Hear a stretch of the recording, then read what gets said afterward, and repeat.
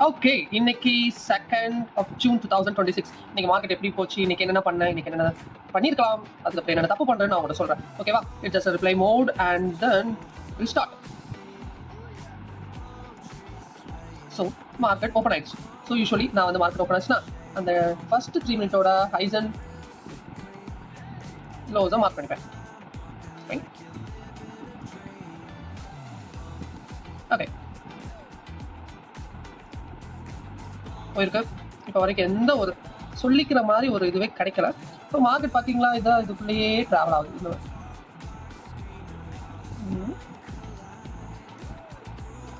So travel ஆகுதா?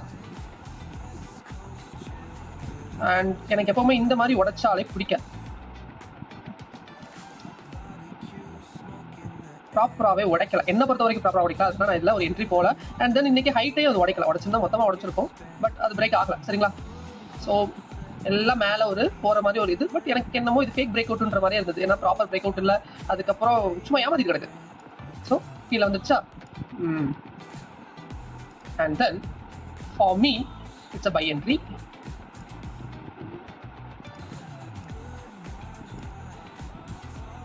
நான் எது எடுத்திருந்ததுன்னா தான் எடுத்திருப்பேன். இதில் ஒரு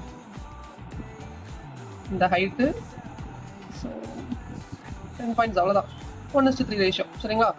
ஸோ செல்.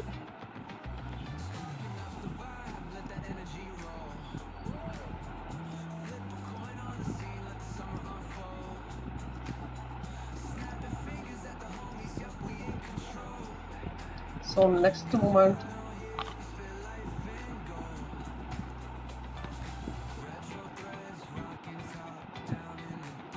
ஓகே, திரும்பியும் அந்த இடத்துக்கு தான் வந்திருக்கு.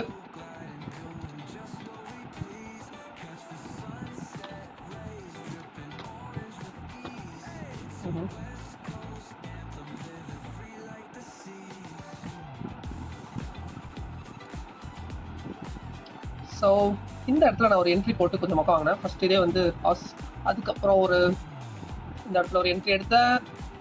இதுதான் என்னோட ஹைட். இதுதான் ஃபர்ஸ்ட் ஒரு லாஸ் ஆச்சு. அதுக்கப்புறம் இது என்னோட அனதர் என்ட்ரி, செகண்ட் என்ட்ரி. மொத்தமே ஒரு நாளைக்கு 3 ட்ரேட் தான் எடுக்கணும். இது 10 பாயிண்ட் என்ன 1:4 ரேஷியோ. சரிங்களா? ஆனால் நான் இதில் இன்னைக்கு என்ன தப்பு பண்ணேன்னா, என் டார்கெட் போய் அடிச்சுதா. ஆனால் நான் அதை வந்து ஒழுங்காக ப்ராப்பராக இது பண்ணல, டார்கெட் வரைக்கும் ஹோல்ட் பண்ணல.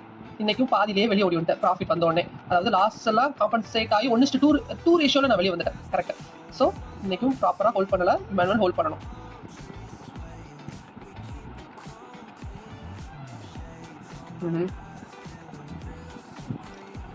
அதுக்கப்புறம் இந்த இருக்கா, இது ஒன்று ஸ்வீப் பண்ணிட்டு போச்சுல.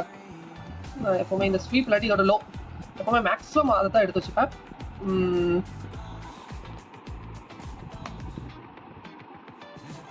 பார்க்கலாம் எப்படி போகுதுன்னு.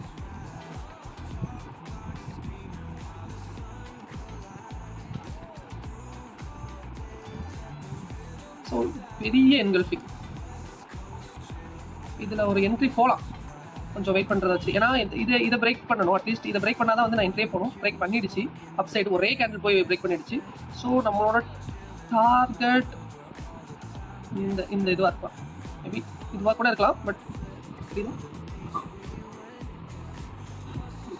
இதுவாக இருக்கலாம். 1:5 ratio. It's a very very good one.